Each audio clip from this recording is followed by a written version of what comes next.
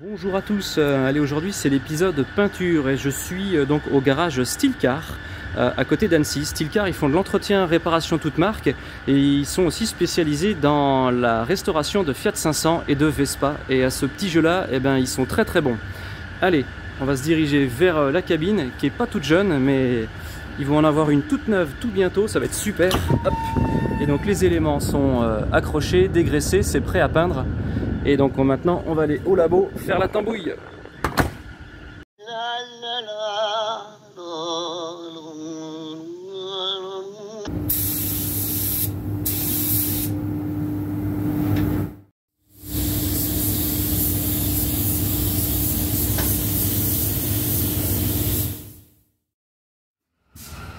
On aura fait 300 grammes, hein, c'est ça?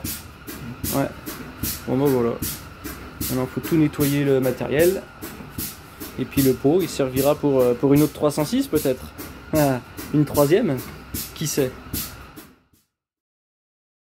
Bon allez, on va aller au resto, on va manger.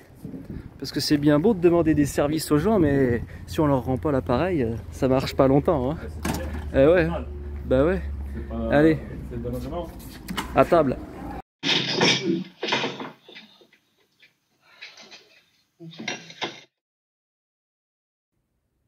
Chaque chose à sa place.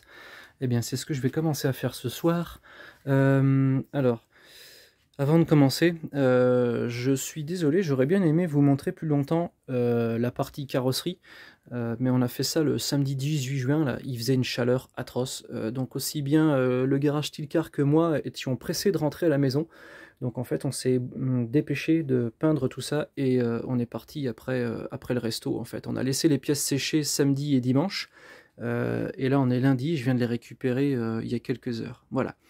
Donc je remercie encore une fois le garage Steelcar. Alors le garage Steelcar, ils sont à Crangevrier, à côté d'Annecy. Donc ils font mécanique, réparation toute marque, ils font carrosserie, on l'a vu. Et puis donc comme je le disais, ils sont spécialistes dans la restauration de Fiat 500 et de Vespa. Voilà. Donc je les remercie encore une fois d'avoir pris du temps pour peindre tout ça. Merci encore. Allez, donc ce soir, parce que certains d'entre vous aussi m'ont demandé quand est-ce que je trouvais du temps pour faire tout ça. Ben en fait comme tout le monde je crois, le soir après le travail ou le week-end. Voilà. Donc ce soir je vais m'occuper de repeindre le dessus des demi-lunes, même si je pourrais les remonter comme ça, c'est pas très grave, mais je préfère qu'elles soient repeintes.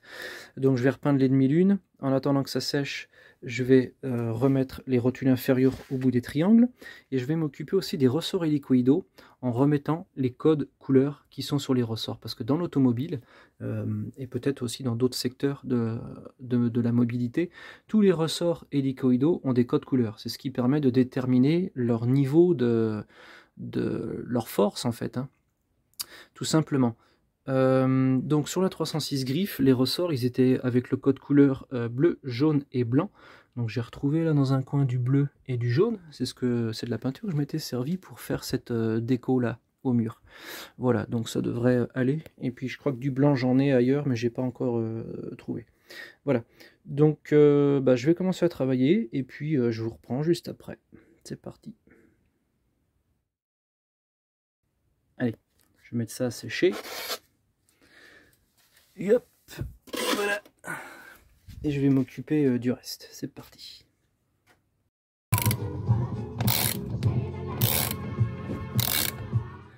Allez, je vais m'occuper du premier triangle. Je vais le remonter sur le berceau, mais avant, il faut que je nettoie et que je dégraisse ces deux pièces-là. Là, en fait, ce sont deux énormes écrous. Il y en a un qui va de chaque côté, qui se met là et de l'autre côté. Parce que pour visser notre triangle dans le berceau, il faut mettre une grande vis dans le berceau, hop, comme ça, qui traverse. Mais il faut bien mettre un écrou ici, quoi, pour que ça tienne. Alors sur la S16, l'écrou qui est ici, il a des petites pattes de chaque côté qui l'empêchent de ressortir. Je crois que c'est un écroucage, on appelle. Mais autant sur la 306 griffes, c'est deux pièces comme ça qui sont juste hop, emboîtées dedans, et c'est tout, quoi. Donc si vous enlevez votre vis et que vous penchez votre berceau, quand c'est tout propre et qu'il n'y a pas de graisse et de saleté, la pièce elle se barre, quoi. Voilà. Donc je vais dégraisser ça et puis je vais mettre le premier triangle. Le premier triangle est remonté, et puis donc j'ai rehaussé tout mon berceau sur un joli carton Rodot. Et ça c'est pour vous montrer quelque chose. Dans cet épisode on va parler du triangle. Voilà, le triangle inférieur. Donc la 306 et toutes les 306 ont un train avant de type McPherson. C'est ce que vous avez sur les yeux. Donc sur les trains avant de type McPherson, il n'y a qu'un seul triangle, et il est en bas. C'est ce qu'on appelle le triangle inférieur. Pourquoi on dit ça? Parce qu'en fait, sur certaines très grosses berlines, les Audi, des Mercedes, vous avez des trains avant qui ont deux triangles par côté, un en bas, un en haut. Mais sur la 306, il n'y en a qu'un seul, et il est en bas. Voilà. Allez, donc si on regarde sous cet angle-là, eh ben on voit que le triangle, il est presque à l'horizontale, presque, hein, je dis. On pourrait penser que quand il est monté comme ça, et qu'il n'est pas tenu à son extrémité, on pourrait penser que qu'il penche comme ça. Mais il penche pas. Pourquoi? Parce qu'en fait, à cet endroit-là du triangle, et ici, il y a un cylinder block. Voilà, et je vais vous montrer en faisant comme ça, regardez. Clairement, là, on est sur l'élasticité des cylinder blocks. Alors, donc là, notre triangle, il est tenu par une grande vis ici, il est tenu par une petite vis en dessous ici, et il y en aura une troisième, hop là, qui viendra finir de bien tenir tout ça, mais pour ça, il faut que je mette ma demi-lune avec la barre anti-roulis qui passera au milieu, mais je la mettrai plus tard. Ça n'empêche pas, je peux quand même vous montrer. Alors, il y a une vue que je veux vous montrer, qui est hyper intéressante, ça en surprendra peut-être plus d'un. Pour d'autres qui connaissent la mécanique, ça sera tout simple pour vous, mais pour d'autres, ça sera intéressant. Il faut que je vous montre ça. Dans l'épisode précédent, je vous avais dit que la voiture, elle vivait des compressions, des détentes au niveau de sa suspension. Et là, je vais vous montrer ce qui se passe au niveau de votre, en tout cas au niveau de ce cylinder bloc-là, sur le triangle, lorsque votre voiture prend des compressions et des détentes. Bref, lorsqu'elle vit la route. Hop. Regardez un peu le travail du triangle et du cylinder bloc. Vous avez vu comme ça travaille? Voilà. Donc c'est une pièce qui est extrêmement sollicitée. Voilà. Et ça peut arriver avec les années que cette pièce-là se cisaille. Voilà. Et c'est ce qui était arrivé sur cette 306 griffes. Ici, c'était complètement niqué. Voilà. Ce qui fait que votre triangle, en fait, il peut bouger à ce niveau-là. Il peut aussi bouger à ce niveau-là. Et supposition que vous ayez pas de chance, vous pouvez aussi avoir une rotule inférieure qui a du jeu. Donc ici, plus ici, et ce qui fait que tout votre triangle, en fait, il peut bouger. Et c'est clairement la position de votre roue qui va être impactée. Et c'est comme ça qu'on use du pneu. Donc c'est hyper important comme pièce. Voilà. Et ça me fait penser au contrôle technique. Et les contrôles techniques, alors on pourrait dire oh, gna gna gna, attention, ils sont là que pour nous prendre des sous et patata. Et en fait, non. Ce cylinder bloc là, c'est typiquement le genre de choses qu'ils regardent.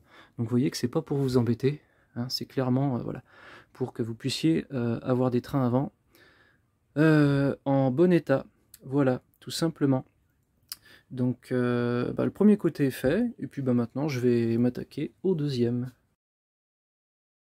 Allez, mes deux triangles sont remontés, hop, voilà, et l'autre côté, impeccable. Je vais pouvoir m'attaquer à mes cylinder blocs de barre, et puis aux demi-lunes qui sont sèches maintenant, ça y est. Alors attention les kikis, parce que là, les cylinder blocs qui sont ici, oui, vous avez raison, je les ai pas remplacés, mais voilà, bon, c'est comme ça. Et puis c'est tout. Attention, ils ont un sens. Voilà, en général, il y a un petit marquage, il y a une petite pointe de couleur qui symbolise on va dire le haut du cylinder bloc. Tout simplement, regardez, les demi-lunes, elles ont, vous voyez, elles ont une forme qui est clairement celle du haut du cylinder bloc. Et quand on regarde en dessous, il n'y a pas cette forme-là. Donc voilà, leur place, c'est en fait, ça va être comme ça. Voilà.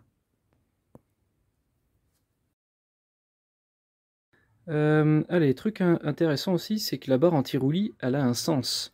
Voilà, vous pouvez avoir démonté, et puis au moment de remonter, dire merde, elle était dans quel sens? Parce que voilà, je pourrais aussi la mettre de l'autre côté, et puis voilà. Tout simplement, il faut voir, voilà, quand vous la mettez, il faut que ça fasse un creux, vous voyez, ici. Si je l'avais mise dans l'autre sens, ça aurait fait une bosse, et c'était pas bon. Donc voilà, la barre anti-roulis, elle a elle aussi un sens. Voilà.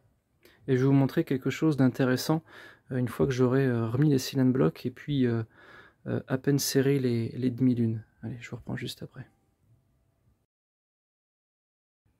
Bon, allez, quand on arrive à cette étape-là du remontage là, de la barre, il faut encore un petit peu de graisse. Donc on va un peu salir là, tout ce secteur-là, là, mais bon, c'est pas grave, on pourra nettoyer après. Allez. Hop, je vais en mettre ici déjà. Je vais en remettre. Allez. Ah, ça va pas comme je veux, là, c'est pas facile. En même temps que tenir le machin chose là pour vous montrer tout ça. Hop là, allez. Bon, je le remettrai mieux quand je vais lâcher. Quand je vais lâcher le bignou. Hop. Merde, faut que je vous montre parce que si vous voyez pas. Allez. Hop là, j'en mets un peu là-dedans, un peu comme je peux, j'étalerai. Voilà, donc maintenant j'ai graissé, hop, j'ai oublié ce côté-là. Allez, encore une petite crotte. Hop, et je vais en mettre, voilà, ici. Voilà. Tac. Qu'est-ce que vous graissez, vous? Nous, on graisse rien du tout. Allez, donc j'ai graissé l'intérieur de mes cylinder blocks. Je vais en remettre un peu mieux là quand j'aurai lâché le téléphone. J'ai graissé là, et puis bah, je vais les emboîter dedans. Allez, je vous reprends juste après.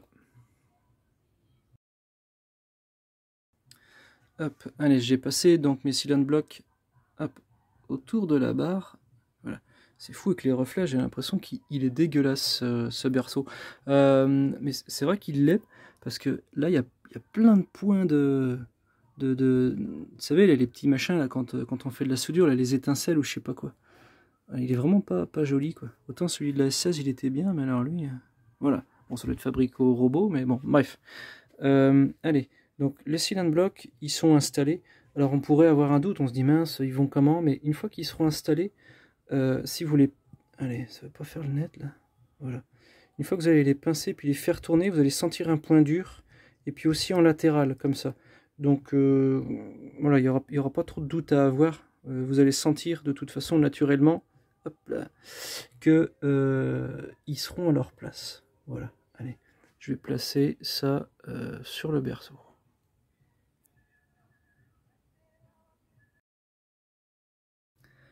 Hop, bon, c'est pas le meilleur des éclairages, mais en fait, quand vous allez installer votre barre, comme ça, donc là mes demi-lunes sont remontées, vous n'aurez pas d'autre choix que de laisser voilà, votre barre pendre comme ça, tomber. Quand elle va tomber, les cylinder blocks, hop là, merde, vont avoir une tendance à s'ouvrir. Mais lorsqu'on vous allez remonter votre barre, regardez, naturellement ils vont se refermer. Voilà. Et votre demi-lune va vouloir se rapprocher un petit peu voilà, du triangle. Voilà. Donc quand on va mettre la première vis ici, voilà, il faudra aussi aider votre barre à remonter comme ça pour serrer la première vis, quoi. Voilà.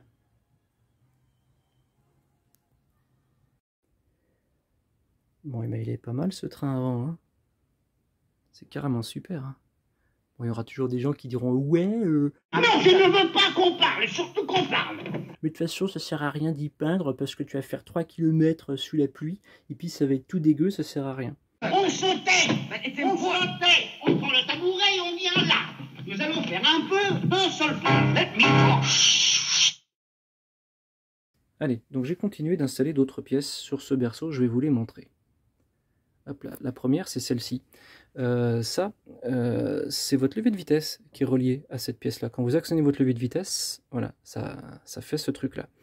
Donc pareil, ça c'était une pièce qui était extrêmement sale, l'axe était très mal graissé, donc j'ai tout nettoyé ça, tout regraissé, et maintenant ça fonctionne parfaitement bien. Voilà. Ensuite, j'ai remonté les deux vis qui tiennent la crémaillère de direction. La crémaillère, elle est logée ici, sur le berceau. Voilà.